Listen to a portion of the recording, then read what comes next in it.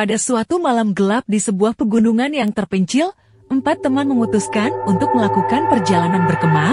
Mereka merencanakan perjalanan itu secara spontan, tanpa benar-benar mempersiapkan diri dengan baik. Saat malam mulai tiba, mereka sampai di tempat perkemahan yang terletak di tengah hutan lebat. Mereka memasang tenda di pinggir danau yang tenang, di bawah pepohonan yang rimbun. Api unggun kecil menyala di tengah perkemahan, menyediakan sedikit cahaya dan kehangatan di malam yang dingin.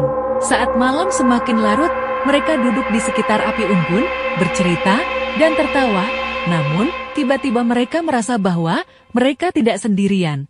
Mereka merasakan adanya sesuatu yang tak terlihat, seperti ada mata yang mengawasi mereka dari kegelapan hutan. Suara-suara aneh mulai terdengar di sekitar mereka dari dalam hutan. Terdengar suara langkah kaki yang gemuruh dan desisan aneh. Sebuah angin dingin berhembus melalui pepohonan, membuat api unggun mereka berkobar lebih tinggi. Ketegangan semakin terasa saat salah satu dari mereka memutuskan untuk mencari tahu apa yang sedang terjadi. Namun, saat ia meninggalkan cahaya api unggun, bayangan-bayangan gelap di hutan mulai bergerak dan menyelimutinya. Saat yang lain mencoba mencarinya, mereka mendengar teriakan mengerikan dari dalam hutan. Panik menyelimuti mereka, dan mereka berlarian ke dalam gelap mencari teman mereka yang hilang. Tetapi semakin mereka berlari, semakin terasa bahwa mereka telah tersesat di dalam hutan yang gelap dan mencekam.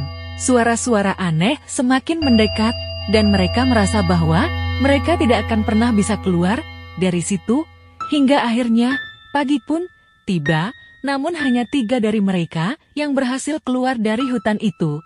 Teman mereka yang hilang tidak pernah ditemukan, dan mereka tidak pernah mengetahui apa yang sebenarnya terjadi di dalam kegelapan hutan pada malam itu. Itulah cerita perjalanan horor yang bisa saya ceritakan. Semoga kamu menikmatinya.